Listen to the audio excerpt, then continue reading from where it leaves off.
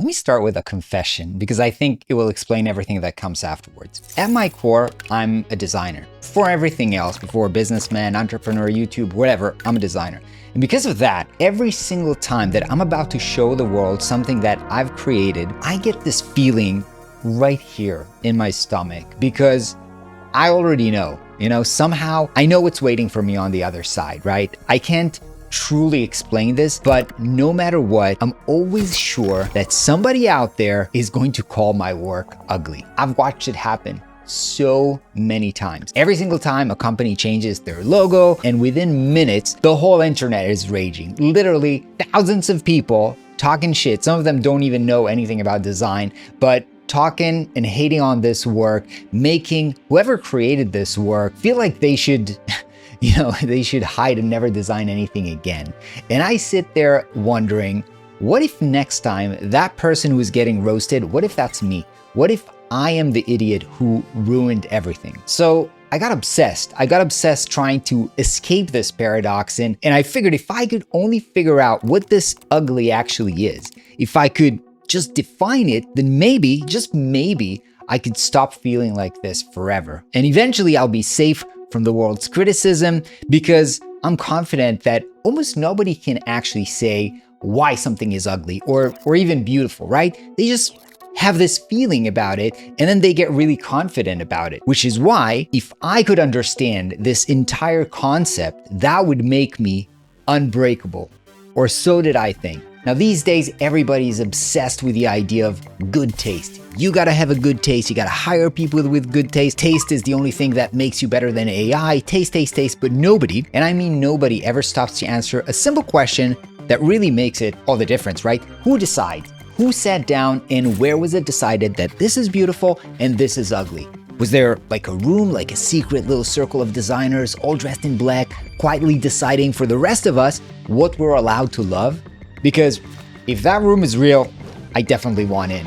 But if it's not, then how come a million of us look at the same thing on the same day and feel that it's ugly at the exact same time? What on earth is going on? And to make things even more strange, I didn't start thinking about this whole thing when I was at home designing something. I started noticing it, the first piece of this, in a tiny shoe store with my wife. It was in New York, 2019, and it was one of those perfect Saturdays. Streets of Soho are packed. Every single person walking looks like they've stepped out of a magazine. And all of a sudden, my wife stops, grabs my arm, and goes, "Oh, you have to check out this store. They've got the most amazing shoes." So we walk in, and immediately I knew what I've put myself into. This was the kind of store that, had more stuff working than actually people in the store. And literally, I had the feeling that we walked into a library for a second. And then I saw it right in the middle of the room, up on a little pedestal, inside of this glass casing, lit up from above, like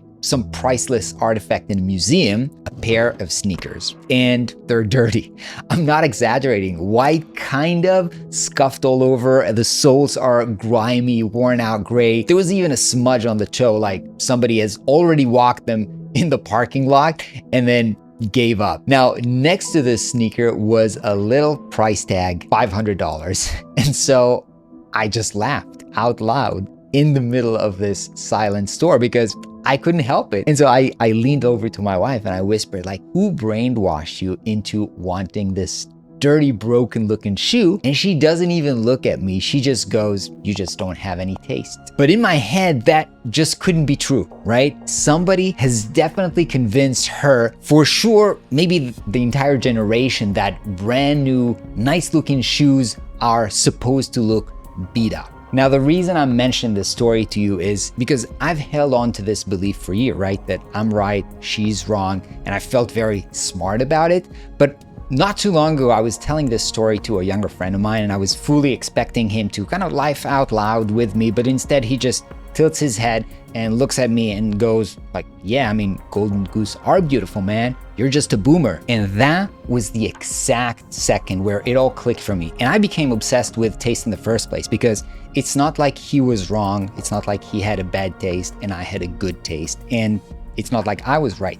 We were just standing on two different points on the same wheel. And that's a wheel that has been slowly turning for hundreds of years, right? And once I saw that, I could not unsee it, right? There's a pattern in how taste actually changes over time. And ugly things slowly and quietly become the beautiful things over and over again. And yes, it does include brainwashing, I discovered. So let me tell you all about it. I want you to start by picturing the year 1900. And then I want you to walk with me into an apartment in Vienna. Now just imagine every surface in that place is gold climbing up the walls. There are flowers and vines. Everything is carved, like the door frame handles. There's patterns, inside patterns. Now they call this style Art Nouveau, and back then it didn't just look nice, it meant something. Ornament meant you have money. Ornament was status. Ornament was taste. And if your walls were clean or bare or empty, then that just means you were poor without taste. Full stop. Now, in this sea of all of this decoration, there's one man who couldn't stand any of it. Now, I don't mean that he found it a little bit too much. I mean, in his body, he couldn't take it. Now, his name was Adolf Loos, and Loos looked around at all of these gold, all of these beloved, celebrated, expansive beauty, and he doesn't just think that it's ugly. He thinks it's actually a crime. So he gets up and he calls it ornament and crime. Now think about how insane that is, especially in the year where it was happening. Like this stuff that everybody is obsessed with, and he's calling it actually a literal crime. Now he's saying, take it all down, just strip it bare and let the thing be itself. And of course, everybody think that he's crazy, he lost his mind. It sounds cold, it sounds empty, it sounds boring and ugly. But let me ask you something. If you were there with me, sitting in that room, listening to some angry man tell you that your favorite, most beautiful and tasteful thing in the world is crime, would you have stand up and sided with him? Yeah, me neither, probably not. And nobody did. But then, the world broke. There was World War I. When the battles is over, Europe is in complete ruins. Millions of people need somewhere to live, and they need it now. And suddenly, nobody can afford gold lifts or hand-carved furniture anymore, right? They need work that can be done cheap, they need it done simple, and they need it built fast, something that you can actually do in a factory, right? So in 1919, an architect named Walter Gropius takes Loos's crazy ideas and he builds an entire school around it, right?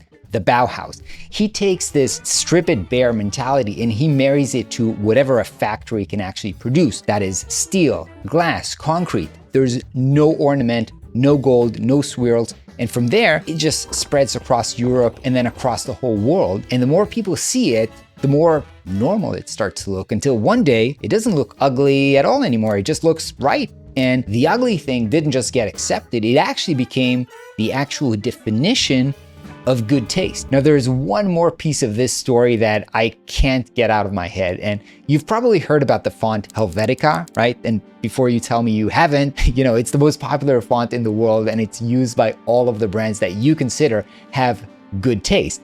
Now, Helvetica was invented as part of this new Bauhaus movement, and it's a part of a font family that is called grotesque. Actually, it's called New Grotesque, so don't kill me in the comments, but my point is it's literally called grotesque as in monstrous, hideous, wrong, because when these kinds of letters that have no ornament on them came out, people thought they were so ugly that they were grotesque. Isn't that ironic? Don't you think? Now the old beautiful thing, right? All of that gold and all of that ornament, now it looks kitsch to us. And the most tasteful thing in the entire world right now is literally a synonym for something that was ugly. Because like I said, the wheel never stops, it just turns, only this time faster. Jump forward into the early 90s, and by now, something strange has happened, right? The rebels won. They become the new rulers, right? Clean and simple and readable becomes the new standard. Everything that previously was called ugly and empty is now considered taste, until one guy shows up and he just doesn't care.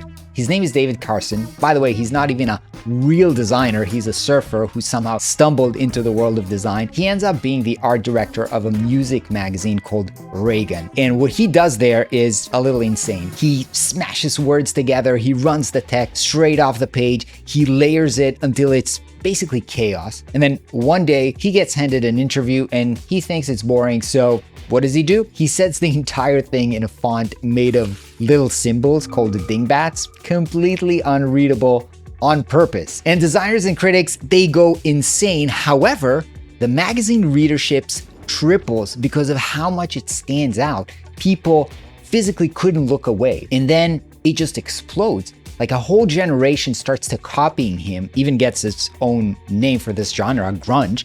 And by the late 90s, it's everywhere. Nike, Pepsi, Levi's, every brand that wants to look cool is suddenly wearing the ugly look. And then the ugly one, again, only this time it didn't take 100 years, it took about 10. Now, some of you young kids might not remember, but I still remember my phone before 2013. And I remember it because I was loving it. You know, the calendar, it looked real. Stitches and leather. Notes app was a little yellow pad. It was warm. It looked real. And to me, that was beautiful. Now, back then, I was a young designer and I would spend months in Photoshop learning how to fake the leather and how to paint the stitching, you know, and how to make the flat screen look like something that you can touch. Now, that wasn't just style to me. It was good design. And then Apple dropped iOS 7 and they rip it all away. Now, no leather, no feeling, no shadow, just flat colors and empty space. And I remember that at first, when I first saw this, I thought, this is lazy, this is cheap and ugly. They took everything that I've spent years learning how to craft and threw it to the trash. Now, I was sure it's going to backfire, but I was so wrong because the entire industry started to copy it, right? Google, Microsoft,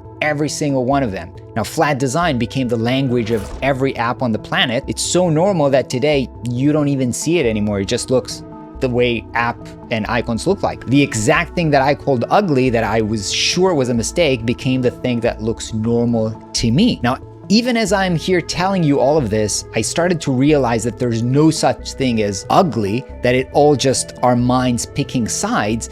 But even if I understand this, I still have this feeling that I will be wrong or that I will create something that people will hate. So where is this feeling coming from? So I sat with that feeling for a long time, and eventually it led me to a researcher named Robert Zajong. And what he did was pretty weird. He showed people random shape or made up words or faces of strangers without any context about them. The only thing he ever changed was how many times you saw each one. And the result blew my mind. The more times you saw something, anything, the more you liked it, for no reason that you can name, just because you've seen it before. And that's when it really clicked for me. Your brain finds the familiar easier, and it quietly mistakes easier for better. So when something is new, it feels unstable, and your gut calls that feeling ugly. That was it. That was the whole thing I've been chasing. Ugly was never really, it was just meant I haven't seen this enough yet. And suddenly, iOS 7 just made sense. It's not that I hated the design, I hated that it was new. You know, I was sure it's about the work, but it was never about the work. It was about change. And that feeling right here in my stomach, every time I was about to show the world something that I made, it wasn't never a proof that this thing is bad. It was just me looking at something for the first time, because being creative is exploring new things. There was never a secret room. It's just millions of us running the same little program in our brain and slightly out of sync. So that one person's ugly just means that for that person, it's just not yet, right? And the wheel, it finally made sense, right? Something new shows up and we call it ugly because it's different. And so it stands out. And because it stands out, it gets copied. And because it gets copied, it's everywhere. And then it's not ugly anymore. It's just normal until it's boring. And then the next ugly thing gets in. And so the ugly of today is the beautiful of tomorrow every single time. So was I right to be scared? Is everything new is just doomed to be called ugly? Kind of. The guy who designed the Coca-Cola bottle and the Shell logo had a rule for exactly this. He said that people will accept something new, but only right up to the edge of what still feels familiar to them. If you push a little bit past what they know, they would love it. But if you push far too past it, they are going to reject it and call it ugly, even if it's better and even if it's the right answer. So as a designer, you're always walking this tight line, right? If you play it too safe, if you make comfortable work super familiar, nobody will ever call it ugly, but you get something worse, right? You get nothing, no reaction at all. Nobody calls it ugly because nobody calls it anything. But if you push out to this edge, then yeah, for a little while, people are going to call it ugly until they don't, because new and ugly feel exactly the same at first. It's exactly the same feeling. And this discomfort that you're getting when you're looking at something genuinely new is the same discomfort that you get when you're looking at something genuinely bad, which means that being called ugly isn't a proof that you are failing, it's the price that you pay for making something different and being creative.